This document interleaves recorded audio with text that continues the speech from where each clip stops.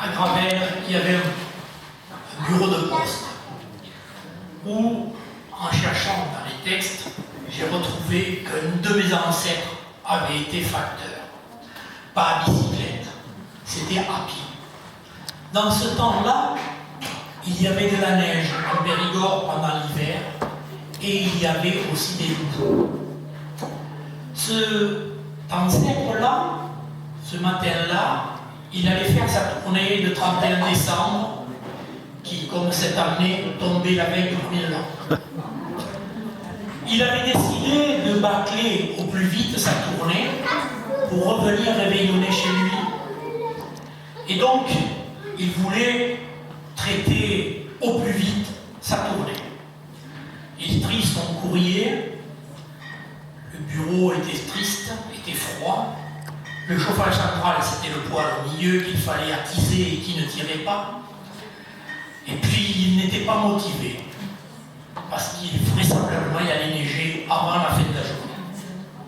Il trie son courrier et subitement il tombe sur une lettre un peu particulière qui avait des timbres venus de l'étranger. C'était la Maria. La Maria, elle habitait au fond de la commune, la dernière maison, la plus éloignée, sur le coteau. C'était son fils qui lui écrivait, qui était parti 2 ans déjà plus tôt en Amérique, et il se dit que c'était peut-être important et qu'il était bien obligé d'aller jusque là-bas.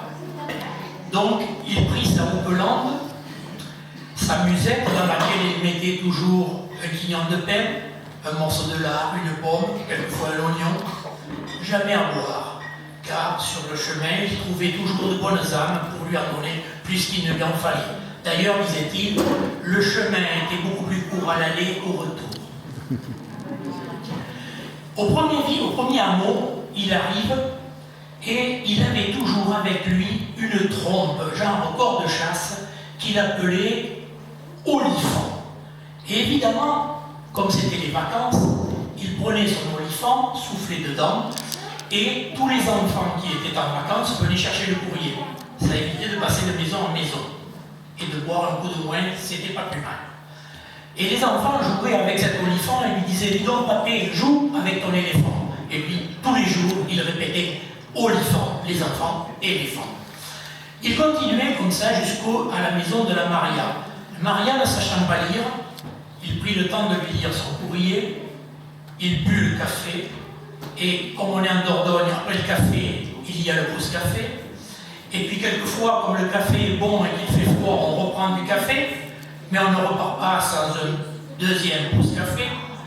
Tant et si bien qu'il était facilement 3h à 4h de l'après-midi, lorsque le facteur repartit et il se dit « Maintenant, j'ai fini, je vais couper à travers bois pour rentrer plus vite à la maison ».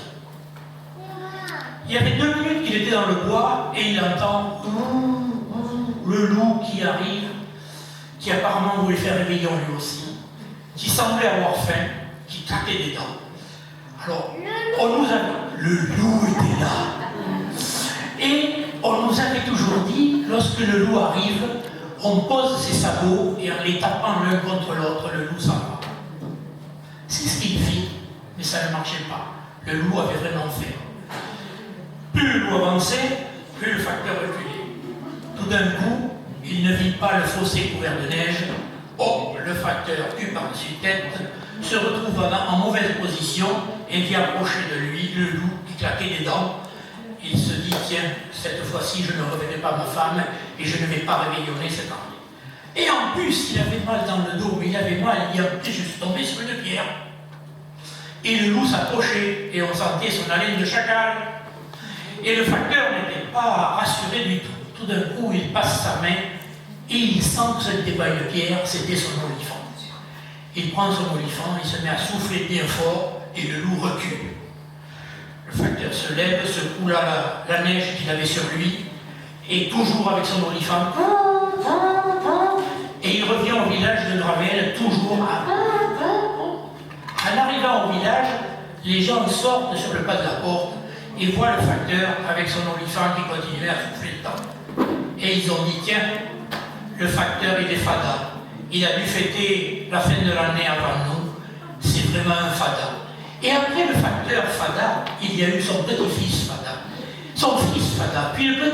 Fada. Et moi, je crois bien que je suis l'arrière-arrière-petit-fils du Fada. Pour vous servir, messieurs dames. Bravo.